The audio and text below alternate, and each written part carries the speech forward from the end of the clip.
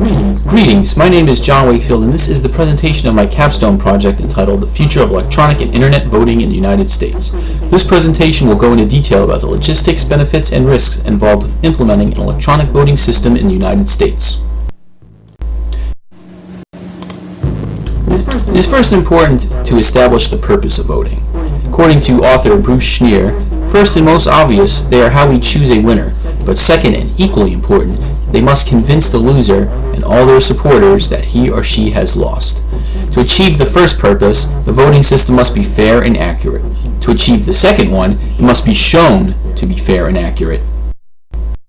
In the United States, many decisions are decided by elections at all levels, from village to federal level.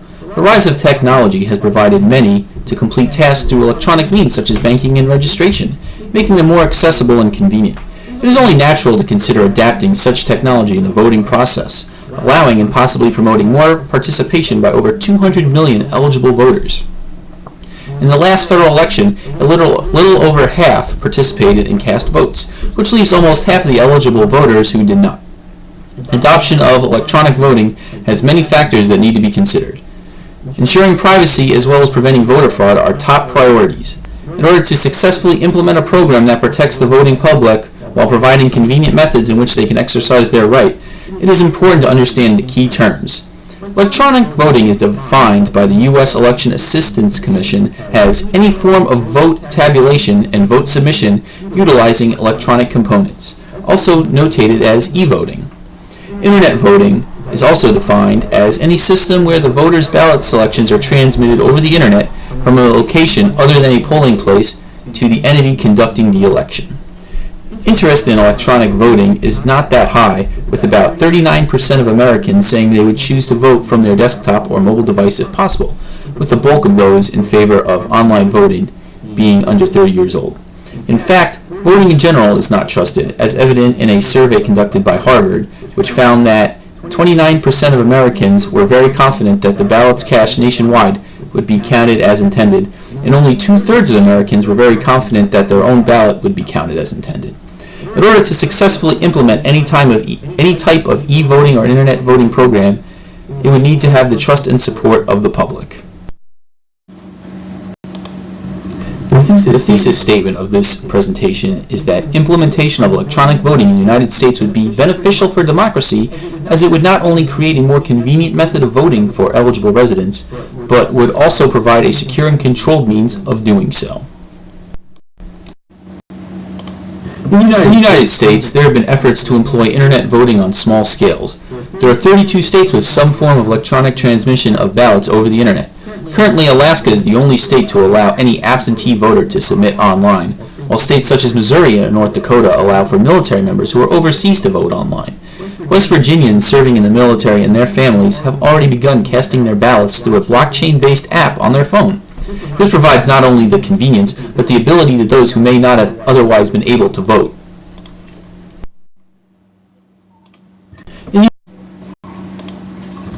One nation that has implemented a successful program in electronic voting is Estonia. For over 10 years, their country introduced paperless government meetings, and nearly 100% of the country's population carries smart ID cards to prove their identity when accessing online services. According to the Global Cybersecurity Index, or GCI, from 2017, out of all the European countries, Estonia had the highest GCI index in Europe and ranked 5th globally. Estonia has a computer-literate population and a robust cybersecurity infrastructure, mostly citizen-driven. According to the writer Bruce Sterling, Estonia has put itself at the vanguard of NATO's cyber defense efforts. In particular, Estonia's voluntary cyber defense unit is made up of average citizens outside of government who are specialists in key cybersecurity positions, patriotic individuals with information technology skills, and experts in other fields, for example lawyers and economists, who wish to volunteer outside of their daily jobs to protect Estonian cyberspace. In an interview conducted by Computer Weekly with Estonia's CIO, Taavi Kotka, he explains that the country has gone primarily digital in voting and other official business, not because they are forced to, but because of the convenience. In a paper for Newcastle University written by Dylan Clark and Tarvi Martins, the technical aspects of their voting system are described, including the Estonian National ID Card, which was introduced in 2002, and the voting application, or the client, verification application for the certificates on the ID card, and how the votes are tallied and stored. Utilizing the well-researched concept of public key cryptography, Estonia is able to adhere to the principles that set it forth by the Estonian National Electoral Committee. In their general overview, it is stated that e-voting must be uniform and secret. Only eligible persons must be allowed to e-vote, and every voter should be able to cast only one vote. A voter must not be able to prove in favor of whom he/she voted. In addition to this, the collecting votes must be secure, reliable, and accountable. E-voting system has been in place since 2005 and has proven to be quite successful. One recent statistic shows that 24.3% of voters in a 2011 election, which equated to about 846 people, cast at least one internet vote. The process of facilitating this is actually quite simple. Voters encrypt their ballots with the public key of the election system and then digitally sign them with their own private key, which is the national ID card. The system is composed of 7 components: the voting application or client, the verification application, the vote forwarding server, the log server, the vote storage server, the validity confirmation server, and the vote counting application. The client is downloaded to the user's PC, which allows the voter to communicate and vote forwarding server and cast a ballot. The verification application is another application that is located on a mobile device or tablet, which is used in conjunction with the client to authenticate the user. Next, the vote forwarding server authenticates voters and forwards requests between the client and other server-side components. This step is crucial to providing privacy, as it is the only server-side step that is publicly accessible. To ensure privacy, it produces web server and application logs without producing logs of voter identity and who they voted for. The vote storage server requires votes from the vote forwarding server and stores them in if they are correctly signed, and then sends them to the log server, which stores logs for both the vote forwarding server and the vote storage server. The vote storage server also sends anonymous ballots to the validity confirmation server, where they are stored if correctly signed. The last step, validity confirmation server, is an air-gapped system that is used to tally votes once the voting period is over. E-voting system. Another country that has utilized electronic voting to some extent is Australia. In 2006, the Australian government passed the Electoral and Referendum Legislation Amendment Act of 2007, which enabled a trial to occur which remote electronic voting for certain voters, including defense personnel serving overseas, would be utilized. This legislation allowed for a trial in 2007 only. Today, Australia uses the iVote system, which is used by those who are vision impaired, disabled, or out of town on election day. Unfortunately, one of the biggest fears of online voting came true, as it was discovered that the Java code was susceptible to a man-in-the-middle attack and inject malicious Java code into the site. In a paper written by Mark Eldridge, he presents the results of a cross-sectional survey of Australian voters regarding levels of trust for 3 voting systems, including iVote. The survey found that survey respondents are satisfied with the existing paper-based system and are unlikely to trust electronic systems unless they are satisfied that concerns regarding security, privacy, and accessibility have been met. To mitigate these concerns, technology must be successfully employed that provides a secure means of voting. Research conducted by M8A1 University looked into a hybrid design that utilized 2 voter verification techniques through fingerprint and facial recognition. The system is composed of a microprocessor used to provide processing power and data storage, a fingerprint module which verifies the fingerprint, and facial recognition module. The methods found 91% accuracy under nominal light in terms of facial recognition, but found many faults, including higher expenses, longer time to complete the voting process, and fraudulent practices by the authorities administering elections, as well as malpractices by the voters, which ultimately result in unreliable results. The technology shows promise, but the setup that was researched would not meet the requirements to successfully employ e-voting. A 91% success rate is nowhere near enough accurate, and the ability for officials to interfere in the process are not conducive to a voting program that adheres to the principles of information assurance.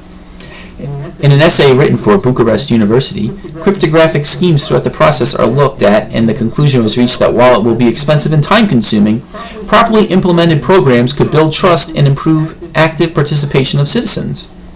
One algorithm that they looked at was developed by the Organization for the Advancement of Structured Information Standards, or OASIS, which developed an XML-based standard called Election Markup Language, or EML.